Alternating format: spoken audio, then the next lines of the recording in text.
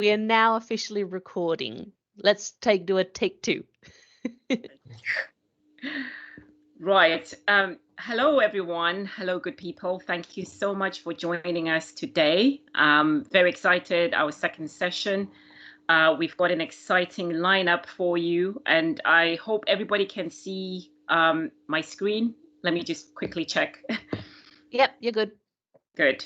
Fantastic. Okay, so we do have an exciting lineup today. We do have two speakers. Thank you so much, Asif and Aurélien, for agreeing to speak today on enterprise asset management and financial insights. And as usual, we are going to go into our platform updates. And I will just quickly go on to the next slide, and I will hand over. And for those of you who are new, there's myself, Kaila, and Julia. Hello. I mean, we've done introductions, so hopefully we don't need to do any introductions. But before we actually start off with the program, I just want to give you an insight into our lineup for today. As I mentioned, Asif will take us through enterprise management. Certainly lots of exciting things to learn on that. Then we will have Aurélien, who will take us through financial insights. So there's a whole lot of goodies lined up on that one. And then we'll go into the platform updates, just sharing what's new, what's happening. And we will then go into forms, social, and more. So this is an exciting session. And then lastly, we'll obviously talk about what's happening next month.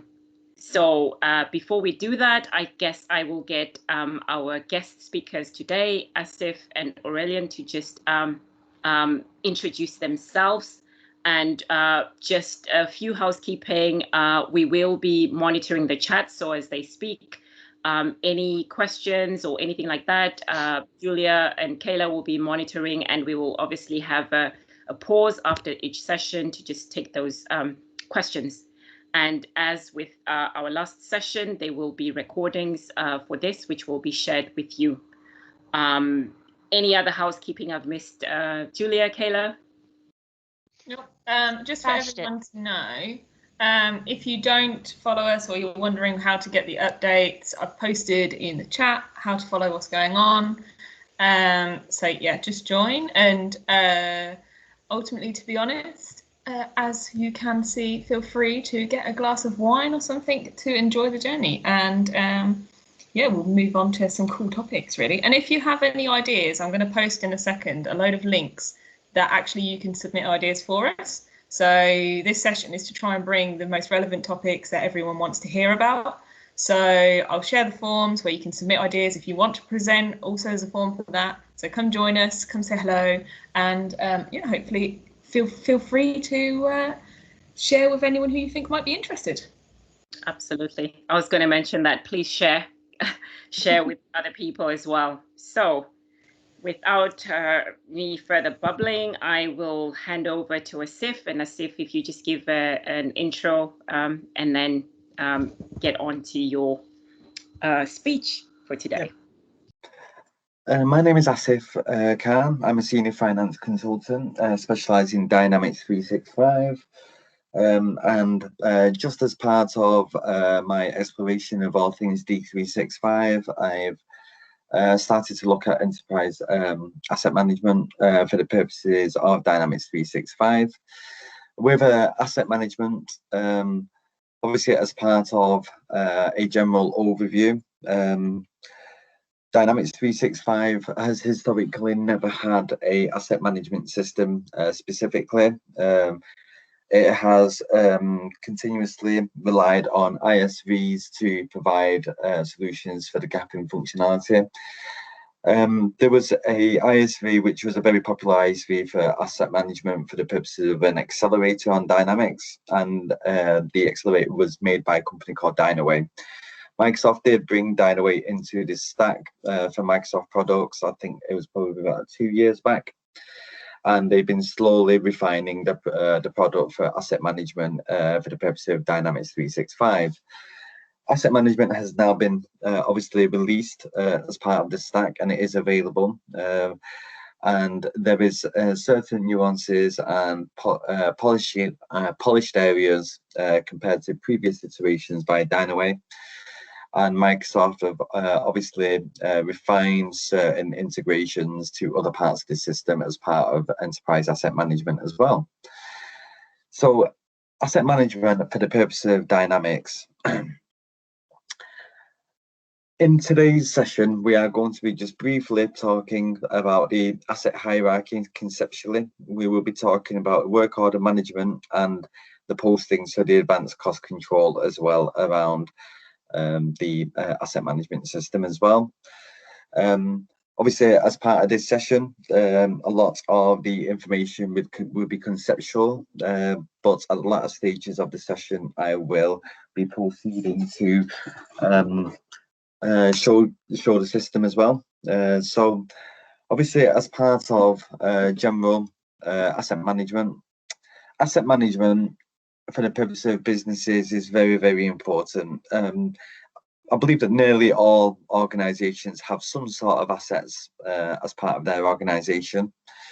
Some of those assets are tangible and some of them aren't. So when we talk about tangible assets, we are talking about physical assets where they can touch them.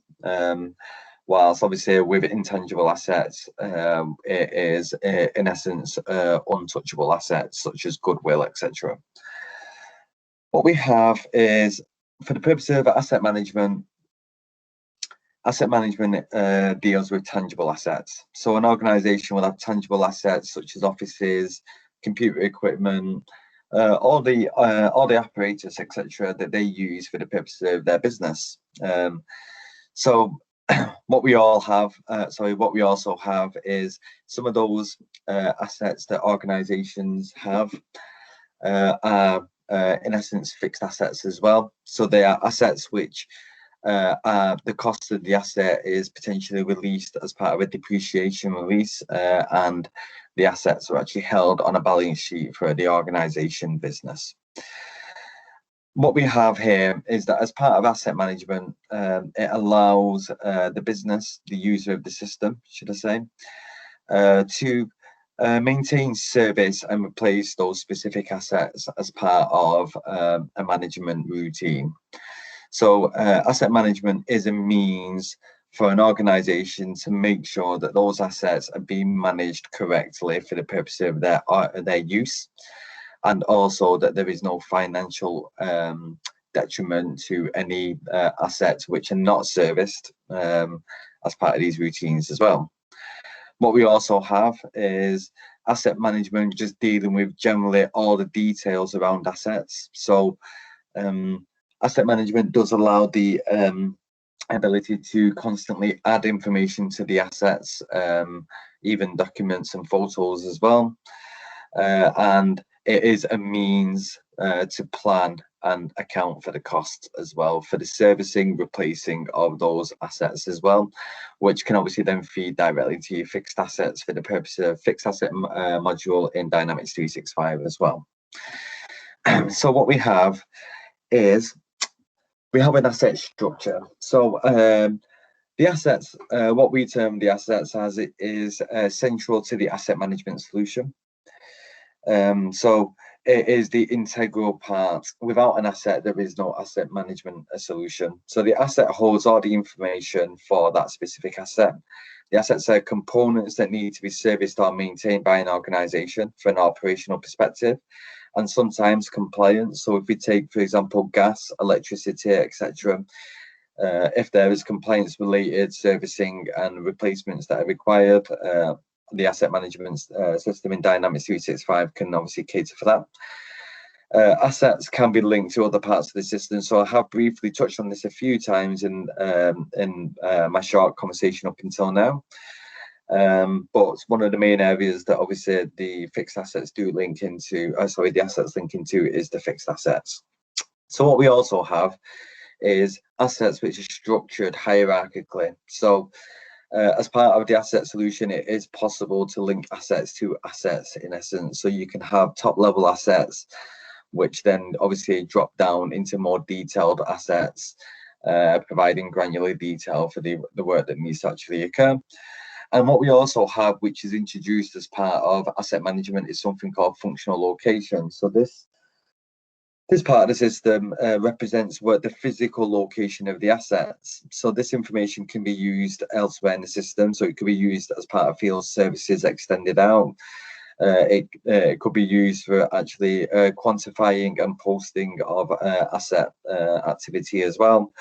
But generally, it is information which can be used for other parts of the system, such as field services and third-party systems for the purpose of report, fault finding, etc. as well. So what we have is that we've got an asset, and as part of the assets, we have functional locations, which are obviously dealt with in the assets. The cost of the assets are obviously dealt with in the assets. Faults generally on the assets are dealt with.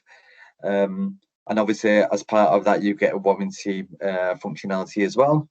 And you got attributes. So you can apply attributes to different assets for the type of the asset, the size of assets, the way that the assets look, etc., and the materials that they're made by. What you also have is here a link to the fixed asset module in Dynamics 365 as well. Okay, so if we just step through into the next slide. So what we have here is an illustration of the asset hierarchy and how it actually works for the purpose of Dynamics. So what we actually have is you would have assets which, for the purpose of this example, I've used a server room. An organization has a large server room which is classed as a functional location which will have an asset attached to it. What you have is that from those functional locations, you can derive other functional locations from that functional location as well. So for the purpose of this example, I have a server room, which is a full location, which will be attached onto a asset at that level. I also have is two functional locations and they would have assets as well. And then what I have done in this example to explain to yourselves is what we have here is we've got two server rooms, but we've got basically one top level asset, but it's split out by functional locations. So the asset that we have here for the server room one, the functional location, I have linked two assets to that functional location. So in essence, I basically now turned around and said that in server room one, there's a printer and there's also server one. What I've also turned around and said is that in server room 2, there is also a server as well. So what this allows you to do is that you could report on these assets separately, or you could report these assets at this level. You could report on those assets at that level, or you could even roll them up into a top level asset and functional location as well. What I've also proceeded to show yourselves is the ability in the system to link fixed assets to the assets. So what we've got here is that let's just work on the assumption that the organization doesn't own the printer in the server room and it is managed by somebody else and they just pay rent for the printer. So there is a printer in the actual room, but it isn't actually linked to an asset, a fixed asset, because it's not owned by the organization. So if any money was spent on that servicing of that printer, etc., it would be money that would not be capitalized and it would be expensed directly onto the profit and loss for the organization. But what you have here is that on these two assets here, they are directly linked to the fixed asset. What this does mean is that there is a constant link to that fixed asset, and for the purposes of capitalization, it allows you to then basically expand capitalization to look at fixed asset fields on an asset as well. So what we also have is the jobs costing element to asset management as well. So this is quite a rudimentary diagram, should I say,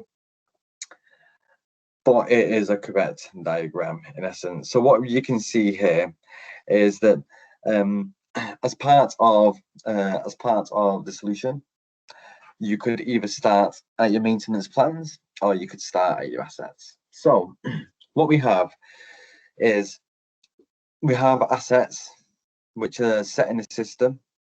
we have the ability to attach maintenance plans onto the assets. So what a maintenance plan is a schedule of activity. You don't have to assign it onto an asset, but when you do, based on the parameters that are set in that maintenance plan, the servicing, replacement, etc. of those assets would run on the cycles that are attached onto the maintenance plan. So the maintenance plan would obviously feed into the asset, and as part of that maintenance plan, it tells the system when to generate work orders for the servicing, repairs, and replacements of those assets. It is also possible to raise a work order directly from the asset without a maintenance plan ad hoc as well. What happens here is that as part of the work orders, all the costs that are derived as part of the work orders are obviously stamped with the work order reference. As part of the solution, we have work orders which generate a project.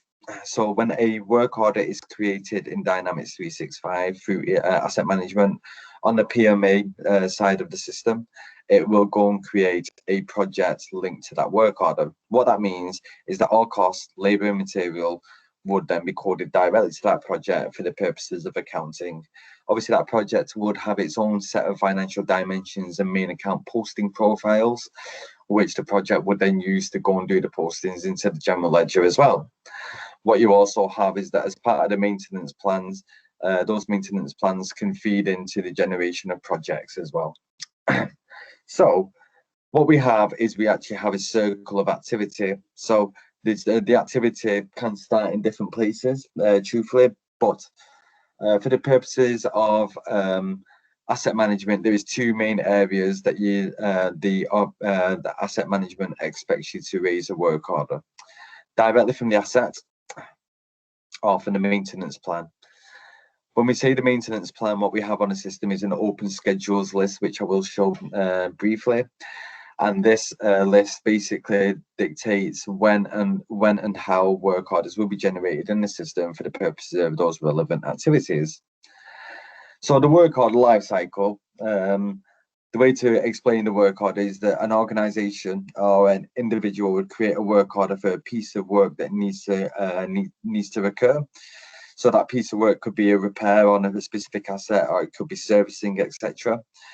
As part of obviously the solution, there is the ability to obviously then start reviewing and verifying work orders for the purposes of assignments, understanding whether there's any checklists, whether there's any checklists that are required for the purposes of reviewing and verifying work orders. What the system can also do is it would allow you to then go and send specific work orders through a field service style system for the purposes of assigning to relevant individuals. Obviously, that can link into the skills and HR element of Dynamics 365 as well for the purposes of skill assignment. And what we would expect is that in the system, the user would then execute the work order, i.e. start the work. When they have completed the work, they would mark the work order as complete. And as part of all the activity around that work order, so timesheets, invoices from suppliers, etc., they would be coded to the relevant project from the work order. And the consumption will be posted for the project, and then the work order will be updated to a complete status. So what we would have there is that you would have an instruction for work going out to a person in your organization. That person will be able to view the particulars of what needs to be done and on which asset and where the functional location is. And they would go and carry out that work. And when they complete that work, as part of the solution, you'd have the ability to go and post all the activity costs for that work. And you would expect that the work order will be flagged to a complete state, which in turn would close the project to a complete state as well, and would assume that all the costs have now been captured for that actual work order as well. So, just generally, just giving you a viewpoint of how a process would work. somebody in the organization would repair diagnosis for an asset. So the asset needs repairing. They would create a work order. They would schedule those work orders. They would execute the work orders, and they would complete the work order. As long as in the system that process is completed, then the project management and accounting side of the system is automated to fall in line with the activity that's going on EAM, asset management. Then what we have is the ability to not just create work orders, but actually just configure maintenance plans. So as I've given examples here, you can have a maintenance plan for gas servicing for, you know, your gas system, your heater system in your offices, for example. They could be set on a 12-month cycle, and each one of the assets that is attached onto the gas servicing maintenance plan would look to actually go and do the servicing on the 12-month cycle. And on the 12-month cycle, when the work order is expected to start, the work order is triggered, scheduled to the relevant individual. And then obviously as part of the solution, that individual would then complete their work order request. They would review any data in relation to that, and in essence, when they close the work order, the assets will be updated potentially with new information for when the last time the servicing was done and when it needs to be done next as well. So as part of obviously this walkthrough, I am going to be jumping into system for yourselves, and I am going to be talking generally around the work that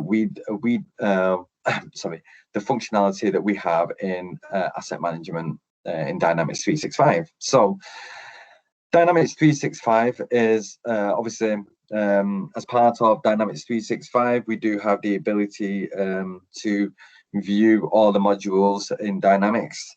So as you can see, it is classed as a module just the same as accounts payable and accounts receivable. So it is a subledger. And if we go into the asset management, what we have is the general menu system that we would utilize in Dynamics 365. So it does follow the exact same UI as the rest of the system as well. So I'm just going to pull out specific things for yourselves, so you can see the view and the look of generally around the actual solution. So what we have is, as part of asset management, we have a register of all the assets that are loaded into the system. So these assets stipify different types of assets, and the organization would be populating this information into the system with the relevant information. So if we just jump into a asset for a second. So as you can see, what we have here is we have an asset, and as part of the general asset, we have specific information. So we've got information of where, for example, the actual asset is, the asset type. So as you can see, it's a hot water distribution. It's the functional location of the actual asset.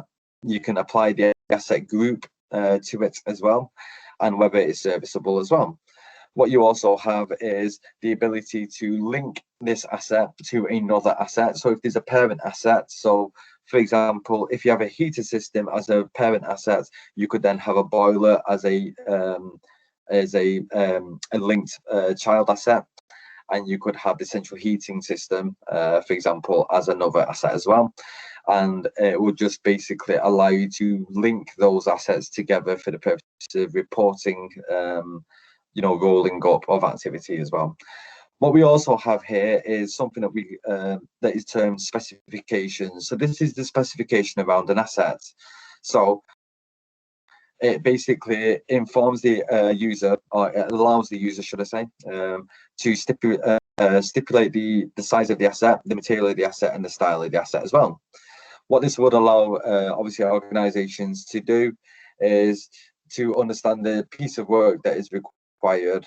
They could basically group their assets into different sizes for the purpose of costing as well. And then finally, what we also have on these assets as well is something called a service level. So a service level is, in essence, a link to the work order. So a service level would stipulate how long that piece of work should go and take for this actual asset. and when a work order is generated, if the service level of 20 typifies 20 days, from the point where that work order is generated, it would expect that the work order should be completed within the 20-day period, and it would actually provide an expected end date on the work order in line with what the service level is for that actual asset. What we also have is information around the general asset, so we call it condition information. So the installation date, the useful life period for the actual asset, and also the ability to just flag the actual condition of the asset, whether it's in average condition, poor condition, good condition, etc. That would obviously be information that is readily available for reporting and on the listing screens as an insertable column. So it would allow users to basically review all their assets based on the conditions as well. And furthermore, the ability to link a fixed asset to a asset as well. So as you can see, what we've got here is the ability to link the fixed asset to the asset directly. And then obviously, as part of the general details in relation to the actual assets, whether there is an active from and to date for the actual asset, coordinates of the exact asset if that is information that is held, but also potentially the organization will be able to basically flag whether the responsibility for the maintenance of these actual assets and whether there's a managing agent that would look after it as well. So in the purpose of the printer that we talked about in the example earlier, that would be classed as a managing agent asset and it'd be managed by somebody else. What you also have on here is the ability to apply replacement date for this actual asset. So in essence, after that date, a work order for servicing cannot be raised for this actual work order, for this asset. It would be assumed that a replacement work order would be raised for the actual assets. All this information is obviously held on the actual asset, plus the attributes around the asset as well. So the attributes, obviously, they are just different attributes that are attached to the asset, which is not as part of the specification of the size, material, and the look and feel. And then finally, what we also have is the ability to link in vendor warranty information. So if an asset is under warranty or it's been purchased, the warranty information can be provided here, and the warranty start and end date can be provided there as well. What we also have is the ability to provide different levels of warranty information. So for example, manufacturer warranty, while servicing warranty could be somebody else. So manufacturer warranty, you can provide the warranty there. So the warranty provider, which does link into your accounts payable side of the system, so a supplier, and the same here as well. The reason why this information is held on obviously the assets is for the purpose of work orders. If work orders is generated with an asset which has a warranty existing on it, then the system could be worked to actually link to the warranty rather than a separate supplier, for example. And then obviously it's just the general information around where the assets are and any plans that are attached onto the asset as well. So what you have is that you're holding all this information in an asset for the purposes of general activity. What you also have is the ability to then create sub-assets, as you can see, directly from that asset, which would link to that asset and would utilize a coding structure which would link it, should I say, an asset reference number, which would link it through sequencing to the main asset. So for example, what we can see there is you've got a main asset of kitchen, and then you've got a sub asset there of a basin which is linked to that asset because it's following the same asset number, but it's got a sequence at the end of it to stipulate that it is actually a child asset. You have the ability to obviously look at your work orders, etc., from this screen as well. Okay, so what we also have then in the system is something that we call work orders. So if you just go into the work orders, with work orders, the work order is a instruction that is sent out to a person, basically, so a responsible person. So I'll go through this briefly. So This asset is this work order has been raised for a specific asset. The work order has looked at the asset and it's applied the service level that is required for that asset, and in essence that is now informing the fact that the service level of 20 is expecting it to be done within 2 days. So the expected start date of the work order is that date and it's expected to end on that day. Obviously, there is the ability to actually drop in the actual start dates and end dates, which can be used for the calculation of costs for the timesheets, our transactions. But obviously, the other main area that we talk about in relation to work orders is maintenance job types. So I will just explain this to yourselves. So all the information that we've got here is obviously at lines level. If we click on the header level, the header level would just basically give you the work order type that it is, the status of the work order, the service level, and just general information around that actual work order. So if we just basically have a look generally, what you've got is that as part of the work order, you can stipulate who actually reported the issue, any predestined settings that are required for work orders that are generated for this asset, and obviously any schedules that we've actually got in relation to this asset as well. Now, what we also have is as part of obviously this the scheduled element of the work order, we have the ability to apply the work order to a responsible group and an individual as well. So the responsible group is a group set up in the system, which can be teams, and in those teams you will be setting up responsible individuals, and these work orders can be attached onto those responsible individuals for the purpose of them going doing the activity that they need to go and do. Obviously, as part of this actual general work order screen, what we also have is the ability to obviously create a related work order directly from this work order. So in essence, a child work order. So it is a work order which is literally related to this work order. So it would be a bunch of work orders which for the same type of asset or the same program, for example. But then what we also have is a lot of other information set on the actual assets on the work orders as well. But the main one that I just wanted to talk about is the ability to basically just view the project transactions that are potentially generated from this asset. So what you've actually got is that if any transactions were generated for this asset, we would have journals and we would have project transactions shown on the actual the work order. These transactions and these transactions and project transactions would make up the costings around the work order. It would also, in essence, inform for the purpose of posting how they need to actually occur as well. You do have the ability to attach documents onto these as well, but furthermore, as part of the work orders, it will be possible for users to just update the work order statuses to different statuses as part of their life cycle for the work order. So if we just click into the lines for a second, what we've got on the lines here is, as part of this, the work order, it's telling the individual the maintenance job type, i.e. what the actual piece of work is that this individual needs to go and do. So this one's a stock condition, so it's just checking the actual condition of that asset, basically. So what the work order is saying is that that asset there needs to be basically checked for the condition of the actual asset.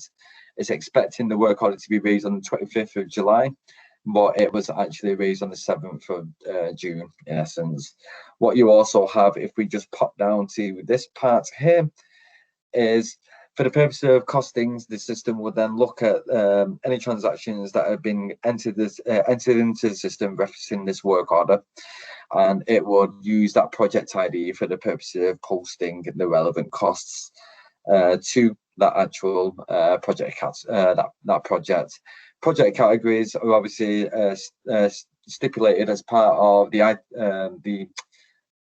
setup of items, etc. For for the actual assets. So if we just double check on that there, we have the ability to raise an item request. We also have the ability to raise purchase orders and purchase requisitions as part of this work order as well.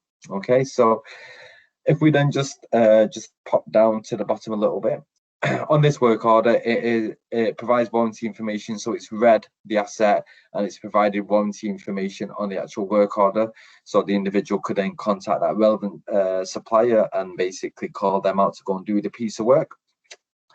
But generally speaking, what we have is just general boxes. So the description box would usually entail the actual proper instructions of what you want the individuals to go and do.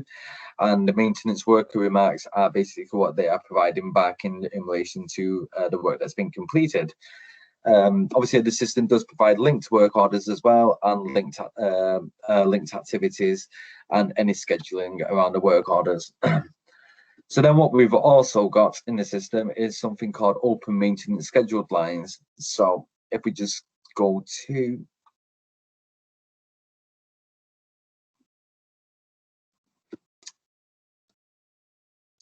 the maintenance open maintenance scheduled lines, this shows all the activity that is going to be happening as part of the maintenance plans. So as you can see here, so what we've got is a situation where we have all our activity for the future periods listed out, but no work orders are generated at this point in time. So what this is doing is it's looking at the maintenance plans that have been attached onto these assets, and it's basically from the maintenance plan, it's pulling in the relevant information of when these assets need to be serviced and replaced, etc. So as you can see, what we've got here is the reference type here is that this line here has been generated from a maintenance plan, whilst obviously these ones have been generated from just requests that have come into the system. So these maintenance plans ones here, this asset here that is listed has been flagged that it needs to basically have a service done or a stock condition review on this actual asset on this date and to start at this time. What the system basically goes and does is automatically it raises these work orders as a batch job when the expected start date hits today's date. They also have the ability to actually just create the work order directly from this line here. But furthermore, what they also have the ability to do is basically adjust the schedules en masse for the start dates mainly, but also the ability to basically choose specific parameters around your adjustment that you want to provide for this actual work order as well. So as part of the as part of the general solution, this open maintenance scheduled lines will show the organisation all future activity that is part of the maintenance plans. And as you can see, what we can do is we can change en masse or one by one, or a number of scheduled lines, the expected start dates. We do have the ability to change the service levels on these actual work orders as well, and also which person is actually doing the work orders as well. Then, as part of the general solution, what we actually have is all work orders are generated from a project. Generate a project. As part of that actual project, we have all the work order costings going into the project, providing the ability to go and capitalize that cost, or obviously just account for the costs as well. Asset management, generally speaking, obviously it looks at assets, it looks at your maintenance scheduled lines, and it also looks at work orders. They are the three main areas of asset management for the purpose of Dynamics 365. The postings are not derived from the assets specifically, they are derived from the project set up in relation to the work orders. You do have the ability to stipulate whether specific work orders need to be assigned to specific projects rather than creating new projects. but generally speaking, the system is intuitive enough that it expects the user to basically list all the assets. It expects maintenance plans to just be generated as part of these activities. And obviously, as part of those maintenance plans, these assets then drop into the open maintenance scheduled lines.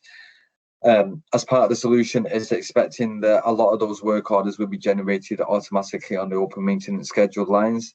And the automation, the automation does provide the exact same functionality as manually doing it. So you'd still have the same ability to go and change work orders, etc. But the starting of those work orders is automated by the actual system. And that's for the purpose of asset management. It is a quick overview.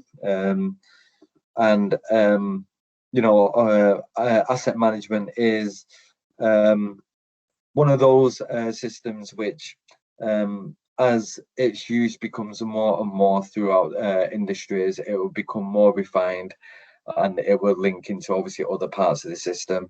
But as an overview, asset management is a means for an organization to manage their assets and link those assets directly into the fixed asset module and also the project management and accounting module in Dynamics 365 to allow for an organization to plan and actually account for the costs for the servicing and replacing of their assets. And I thank you very much for your time, guys. If anybody has any questions, feel free to drop me a note. But outside of that, thank you very much. Thank you. I believe that's the only question. Is there any other question before we move on to our next? I will take that silence as no other questions for now. Thank you very much. Thank you. Thank you so much, Asif. And now we are going to move across to our MVP, Aurélien. I hope I pronounced it correctly. If not, my apologies. If you were able to take over, do something similar, just introduce yourself and then Chris. Sure. So hello everyone. Nice to meet you, all of you. And really thank you for the invitation, also for the ERP user group in UK.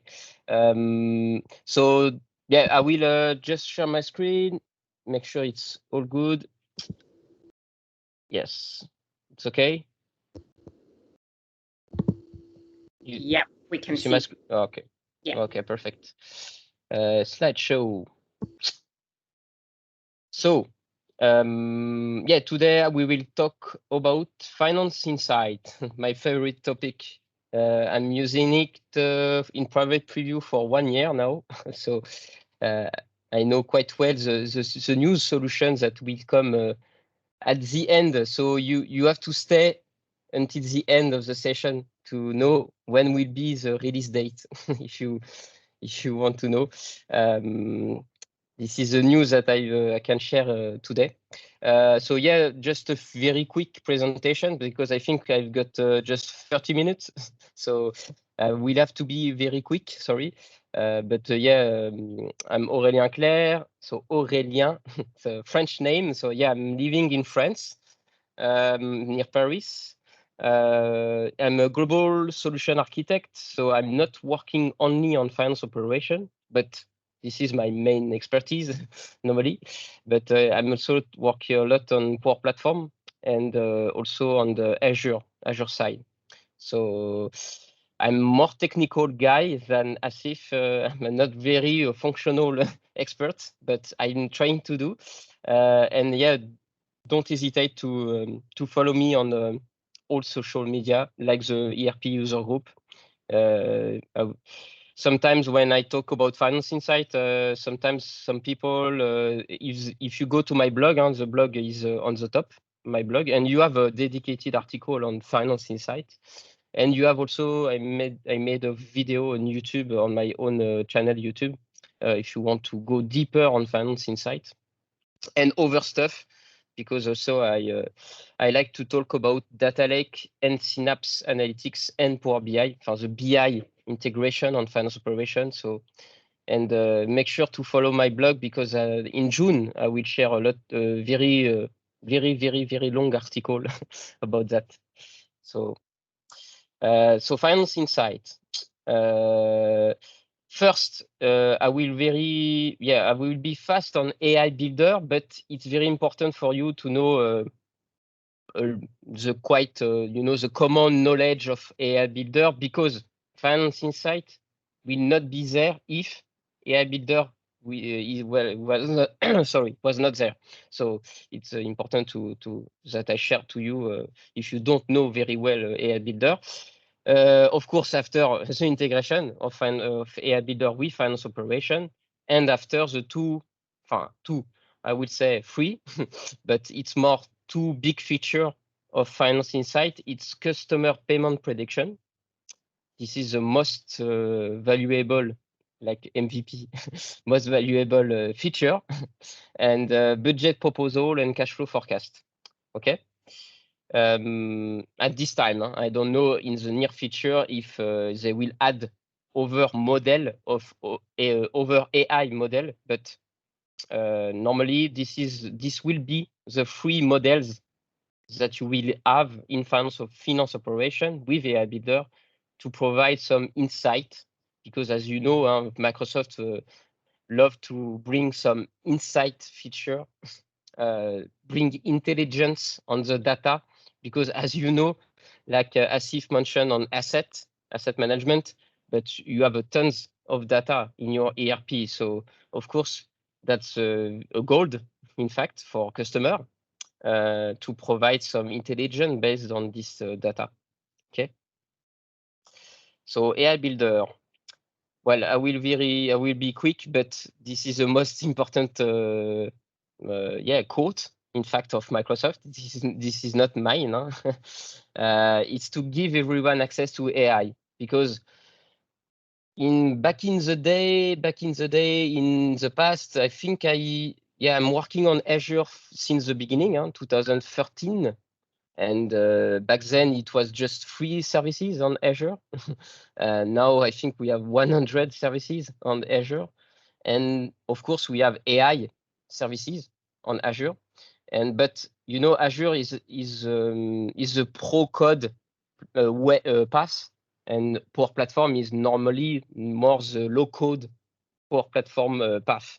Okay, so that's why Microsoft released the AI Builder to bring everyone access, empower everyone, like Satya Nadella said, empower everyone in the world to achieve more, and now with AI for everyone. Okay. Very quick also, on AI Builder you have five steps. Okay. Of course you have to select your model type. On AI you have some kind of the model type like regression, like prediction, a lot of model type. You have to, of course, after it's on the path to connect your data, the source of your data, and you can customize it. It's AI Builder is a very to bring AI, but very fast. Okay, but you can still customize it. It's not a black box. Okay. Hopefully. You have to train your model, of course, with a lot of, I will not say a lot of, but it's great to have some historical data. You can't use very, you will not have a good prediction if you just have 6 months of old data in your ERP system, or even in your CRM system, or any kind of application. Okay, and after, of course, it's to publish it and to use it. Okay, and to bring this intelligence to the end user, the key user in the ERP. So thanks to the Dataverse, thanks to the Power Platform, and thanks to the connection, in fact, with ERP, with finance operation. Okay, so as you know, I think you have seen that now Microsoft really brings the two, I would say, the two universe together. And I can't share it because it's in NDA, but you will see that the convergence will be very, very converged feature, in fact, in the future. So yeah, really, the Power Platform is can really. I would say now I think it's really mandatory. I don't know for all of you here right now tonight, but for me on my side as a partner, or even of course for the customer, is to really bring the Power Platform as a mandatory tool for finance operation. Okay, because of Power Automate, Power Apps, etc. And now AI Builder. But you will say, okay, AI Builder is great, but what is the purpose? What is the link with finance operation? So the link, in fact, first of all, as a technical setup, you have to use Azure Data Lake. So that's why that's the link, with my favorite other topic as BI, business intelligence.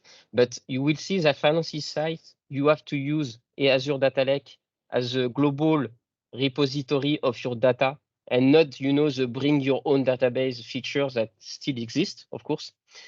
But I will very, very suggest you right now, if you are on a project where you have to use some data, extract your data from finance operation on your production instance and make insight, make reporting, etc.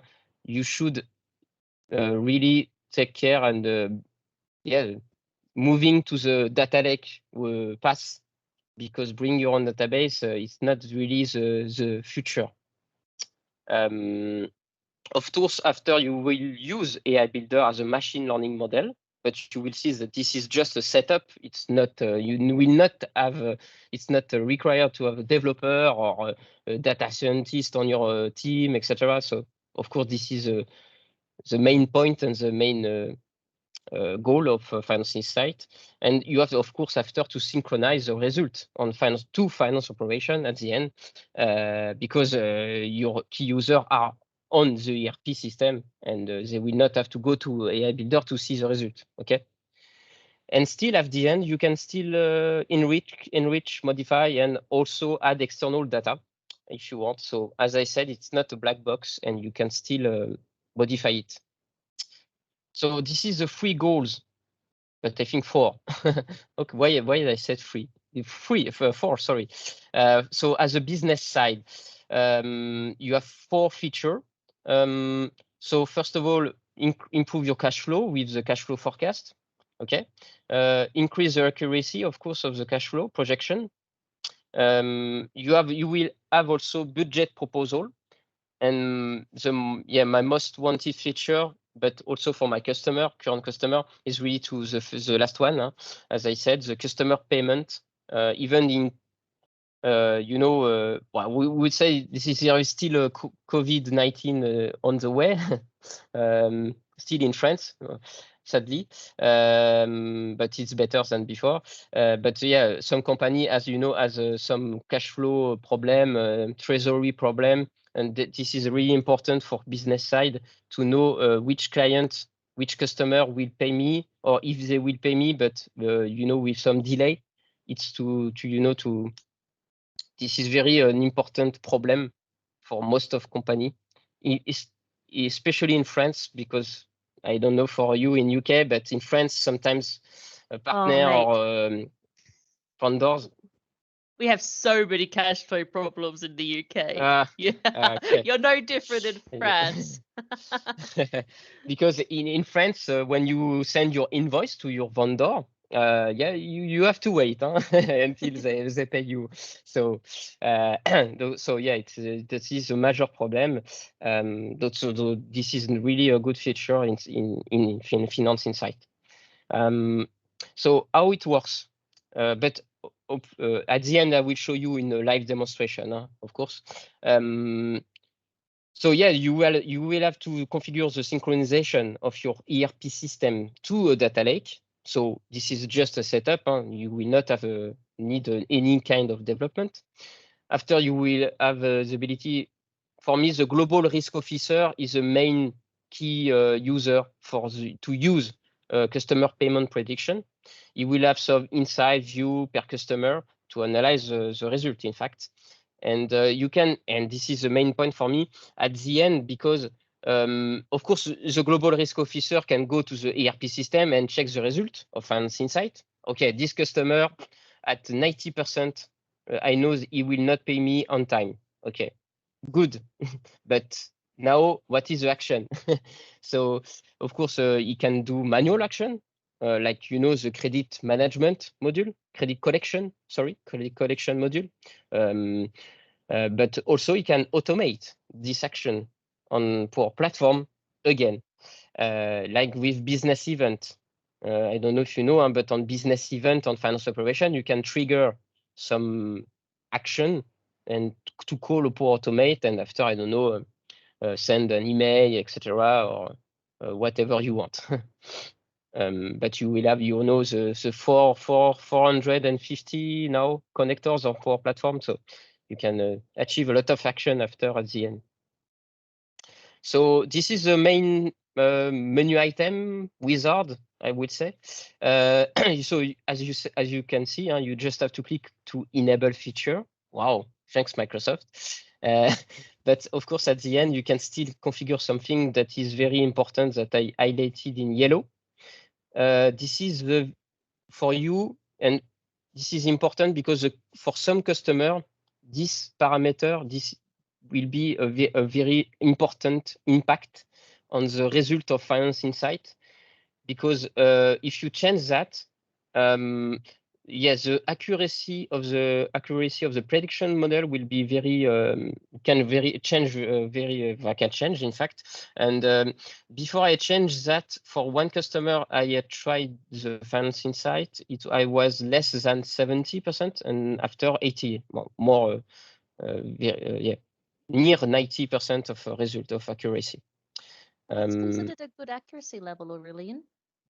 Yeah, this is good. We will see just after. You can still improve. Sorry. And in fact, here on AI Builder, I am on B. This is not, I would say, not the best result I can achieve, but of course the best way will be on A. But on AI, it depends. On AI, it's if the result is very important to, you know, to have a good accuracy, because if I'm not 100% sure that this customer will not pay me on time, maybe if I take some action, this action will not have a huge impact on business side. But yeah, it's very important for the customer. And in fact, the accuracy of the model, the global risk officer on finance operation will see the result, you know. He will see that, okay, you have this KPI on Finance Insight. I know this customer will not pay me on time at 90%, but the accuracy of the AI model is just 78%. So be careful of the result, and don't make action very yeah. But it depends. If you are on C, I would say, if you are on C with Finance Insight, yeah, don't use it as a, you know, the truth, because yeah, you are half of the time you don't know if you are good with the result of the AI model. But the more historical data you will have, the more, you know, the accuracy will be very will jump fast in the future, because you will bring more data to the model, and you will learn, and you will increase your accuracy in the time. So you can run your Finance Insight daily to generate new prediction, because, as I said, first of all, you will push your data from finance operation to your data lake, and it's in incremental way, and it's a near real time, like Microsoft likes to say. So near real time in Microsoft, it's in fact every 10 minutes, but so it's not really real time, but still, to push data from finance operation every 10 minutes is quite great. And of course, after, AI Builder will read the data from the data lake and not from finance operation directly. And you can run your model on new data coming up on our finance operation, and to predict new data, new line. Okay. And after you will have this kind of result, but I will show you after in demonstration. So it's not so at the end on the finance operation, you will have 3 new columns: on time, late, very late. Okay. So this is a menu item payment prediction per customer. So you have a dedicated view on all your customer and on all your legal entities. But important, on Finance Insight, you can activate or deactivate Finance Insight for one or multiple legal entities. You can, I don't know, but if you know that for these legal entities you don't have a lot of data, you can not activate Finance Insight for this legal entity. And after you have more insight again on the right panel of finance operation, if you click on one customer, you will have a details on the result, in fact. And you know that this customer has a balance of 20% that he was paid on time, and we know that 80% of the time he is on late. And remember before the parameter 60 days that I changed, because by default Finance Insight it's 30 days as very late.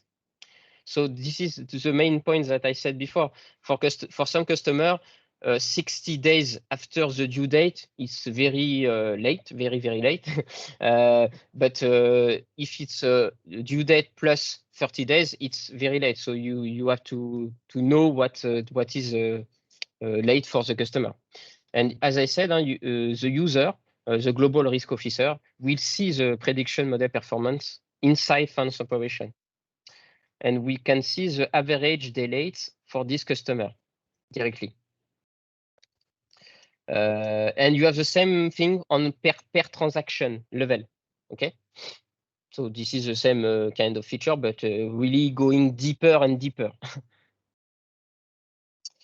Okay, so the 2 other feature, budget and cash flow. So the most important thing, of course, on the Finance Insight 2 is really on the bank management module. In fact, to have a global relevant cash flow forecast. And most important thing, as you can see on the top right, you can still add external data. If you know that the cash flow forecast for you will have an impact, because I know that I have external data to bring to your AI builder model to know very well what will be my cash flow forecast for the coming months, you can still add it. And you can see that for this one, you can refresh it whenever you want. And as a customer payment prediction, your result will be bringing to finance operation, and you can really check the balance, the bank balance in the future. So demonstration, I have 10 minutes left, I think. So as I said, first of all, on LCS, I know you know very well and you love LCS, as I'm like me. Oh, it's the best part of our days when we get to go into LCS. When it's loading for 10 minutes. I don't know for you, but for me today it was a nightmare. It was horribly slow today. Yeah, exactly. Okay, I was not the only one. So I don't know if you have seen, but on Power Platform now, on LCS, sorry, you have a Power Platform integration here. Now I think if you want to install add-in, you must. I think it's mandatory now.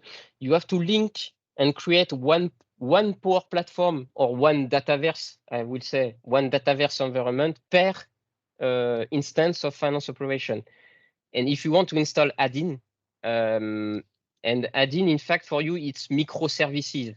Microsoft loves to say that, but behind environment add-in, it's like microservices. And and I love to try a new environment add-in, like planning optimization, like e-invoicing services. You can still, I don't know if you have seen, but now you have the export to data lake as a preview feature. And I think now it's in public. So you can try right now, if you want on a tier 2 instance, export data lake feature on table and data entities. So, and the GA is coming very quickly. That's why I said that the bring your own database is not the future. And for Finance Insight, you have one new add-in called Get Insight. I don't know if they will rename it sometime, but because it's not very well-known name, but yeah, so this is Finance Insight is behind this add-in. Right now, Finance Insight is still in private preview. So you have to stay again at the end of the session to know how if you want to try it right now, if you want to bring your knowledge to Microsoft to try it for your customer, you can still try it, but yeah, you will have some over news at the end. So you have to install this add-in. On finance operation directly, I have to refresh it. Yeah. So on Finance Insight, they don't use, the export data lake feature on table and data entities. They use the common way I use it for 1 year now, is to connect your data lake, but from the aggregate measurement. The aggregate measurement that you can see here on Entity Store. Entity Store, here. I will zoom my finance operation. Okay. So this is, the aggregate measurement you have in standard. On my side, I have, as you can see, I have created a lot of new aggregate measurement because I don't like the one provided by Microsoft. But most important, you will see, if you go to the filter here, you will see that you have some measurements that are hidden by default. And some of them are the one using by Finance Insight. So if I unplug it, apply, you will see that I have one aggregate measurement for Finance Insight called Customer Payment Insight. So as I said, you have incremental update enabled, and you have 2 batch job running. You have full reset and incremental update, 2 batch job running to push data from finance operation to the data lake. Okay. So, but you can still go to my blog, sorry. I have a dedicated article, but also the Microsoft documentation that explain how to configure Finance Insight, how to configure the export to data lake feature for aggregate measurement, etc. So I will not spend time to show you how to configure the setup, but and after, of course, as I said, on your data lake directly, you will have your dedicated folder for finance operation. You can have also your Dataverse. I don't know if you have seen the Microsoft Build event. They have bringing some news on Dataverse side for data lake and Synapse Analytics. But finance operation, you will have one folder per environment, and you have one folder for aggregate measurement. And as I said, the 2 new features, tables and data entities too. And aggregate measurement, you will have your folder pay-pred measure, and you have your data from finance operation as a CSV file. And this is the file that AI Builder will read to learn and train the model. Okay. And so after the last part is really to go to Power Platform, in fact, as I said, on AI Builder. So on your Dataverse environment, you will have 2 new solutions bringing dedicated for Finance Insight, and it's installed by Microsoft when you set up Finance Insight. And after, you will have on your AI Builder, on your AI Builder model, on your Dataverse side. So most important thing, I don't know the license part that we'll have on Finance Insight when it will be in general availability, but I'm assuming that normally, since Finance Insight use AI Builder, at the end, I will suppose that Microsoft will require for you to pay AI Builder services. I don't know. So Finance Insight will not be very free. You will not pay, because sometimes for the customer engagement part, for sales insight, for customer service insight, for the other insight, module, Microsoft have dedicated licenses for that. But for Finance Insight, I will not assume that it will require dedicated license for finance operation. But since you use AI Builder tool to predict your data, yeah. But of course, on AI Builder, you have a free trial. And for Finance Insight, if you want to try it, you have a free trial when you test this feature. And a very funny thing, as I said, I am using AI Finance Insight for 1 year now as a test. So I am bringing a lot of feedback to Microsoft. So you can do it like me if you try it. And yeah, I am on a free trial on AI Builder for 1 year now. Normally, you can't extend it for 1 year, but I don't know. For that, I can extend it every 30 days. I extend, and I can still use the free trial environment. And this is a model that it will be created by Finance Insight directly. And on AI Builder, if I go to this one, as I said, if he load correctly, I hope so. Ah, of course. Come on. Don't know this is a good one or not. As always, demonstration problem shared with me. Ah, no, okay, this is finally loading, but this is not the good one. I think this is a good one for the customer payment prediction. So it's here when you will have more insight on your AI model, when you will see, as you can see, the most influential data coming from finance operation. And you can still use this model, or you can retrain it whenever you want. And as any AI Builder model, you have a last trained model and the published one. So you can still, improve it, add or exclude. I would say more exclude field, because if you add a lot of fields on your AI model, it will decrease the accuracy. You have to be careful of that. You sometimes on AI you bring a lot of data because if I put a lot of column, AI model will be great, but in fact it is a complete opposite. You should pass to the AI model the only necessary influential data. So this is the most important thing to know, and you can still schedule daily the running model, and after the result will be bringing after on finance operation, as I show you before. I'm just going to be a bad guy here again. Yeah. Just, I know. 1 minute left. Yeah. Yes, but I think I have I think I have finished. But if we have some question, yeah, I will be happy to answer. Okay, just checking, Julia, Kaila, I know there's a couple of, there's a bit of a thread. Was there any specific questions? Kaila actually answered the questions that I had. Sorry, really. It was about license. It was about access, and did you need a special license to be able to access financial insights, or is it included with the package? So just before answer your question, this is the last part. So I have made a global architecture to summarize, in fact, but yeah, it was an old architecture. I don't rename the dataverse side, but yeah, this is the global path, in fact. And yeah, and the news give it another week and it'll change anyway. Yeah.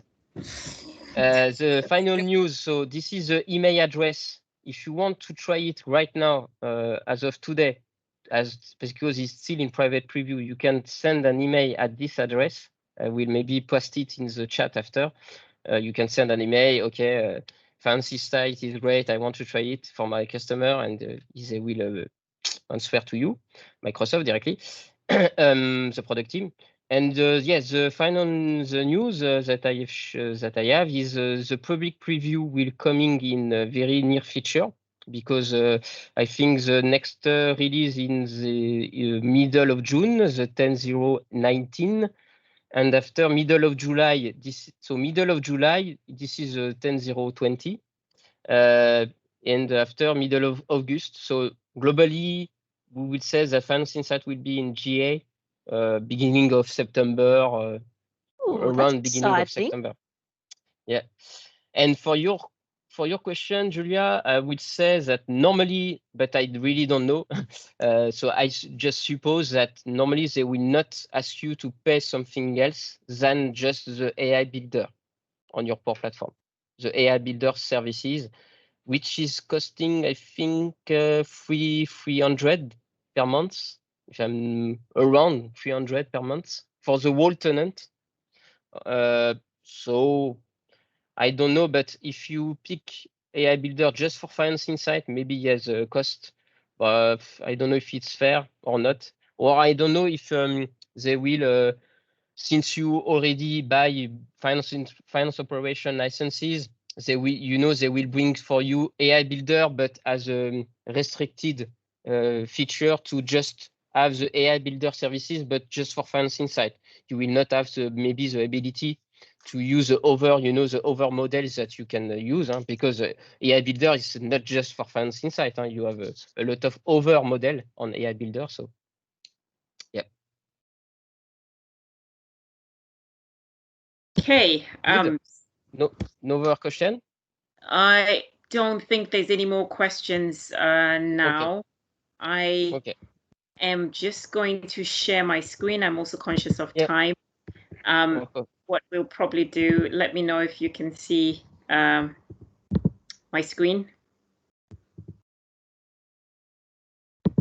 Not yet. Okay, not yet. Jeez, let's just try and share again.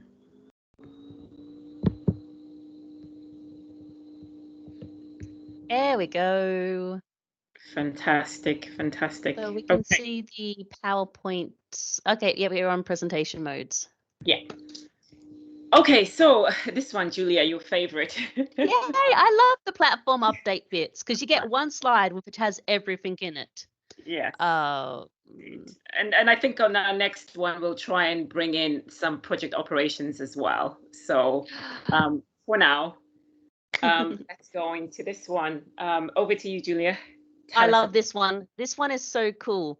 It finally, so okay, anyone that's tried to use Power Apps with finance and operations, it's been one of these situations where if you want to connect to like the FinOps app, you want to use the Canvas app connector, or you can only do it, it only sends over like your current legal entity information, and you kind of have to like create new apps for each legal entity, or you have to modify your OData entity to be cross-company, but now you can pass your legal entity information as well as that key field into a Canvas app, which that's my favorite one out of everything that's here.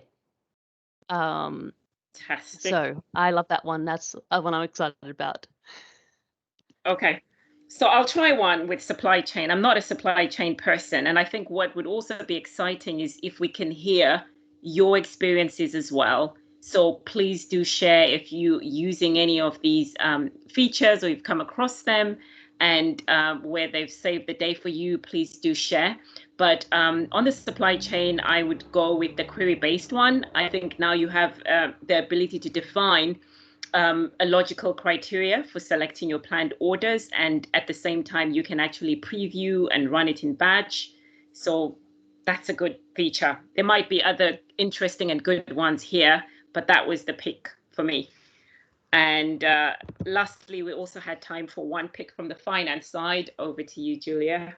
Okay, so I chose the vendor collaboration bank charges because last month we did the tax service. Obviously, for me, the tax service is the big one, especially anyone in Europe. That's the really super duper cool stuff. But we mentioned that last month. If you guys want, mention it, and I'll go into like a deep dive of what the tax service actually is. We can do that in a later week. Electronic invoicing, I haven't touched yet. I don't know if anyone here has touched it. But it's a very European thing, and now the UK, we're not part of Europe, are we? That's a European thing. But electronic invoicing is very important. In fact, even in Brazil, over international, to send electronically the invoice to the government.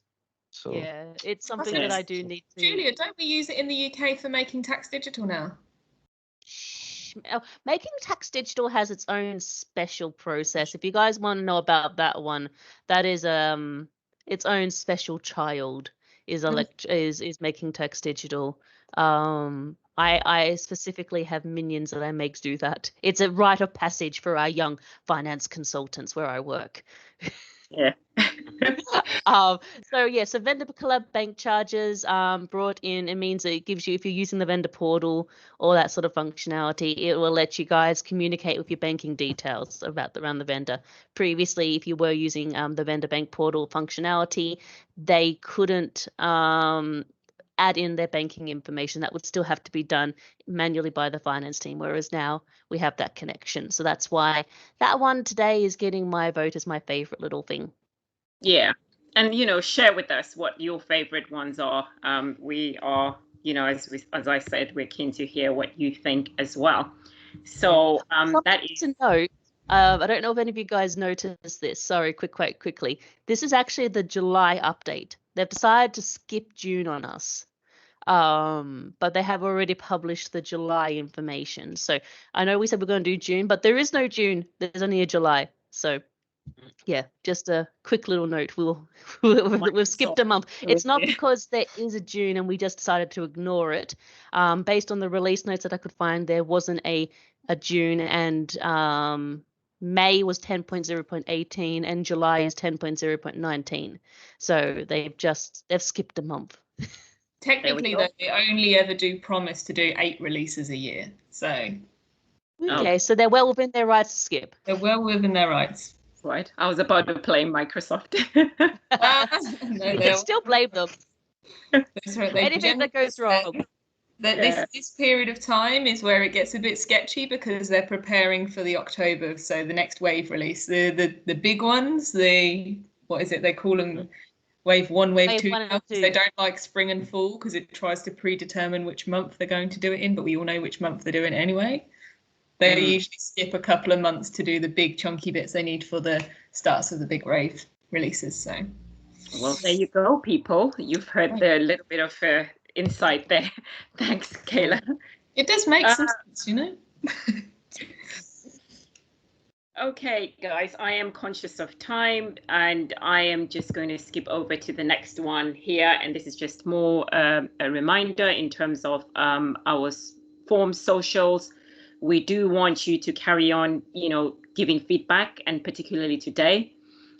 We do want you guys to keep, putting out your speaker requests and session requests, because this is all that keeps us going. So please carry on doing that. And these are the links to our meetup groups. They've all been posted in the chat. Yeah, they're all in the chat. And we will have the recording for this shared on YouTube as well. Have I left anything out? One more slide, my dear. Yes. And then we are done. This is the big one.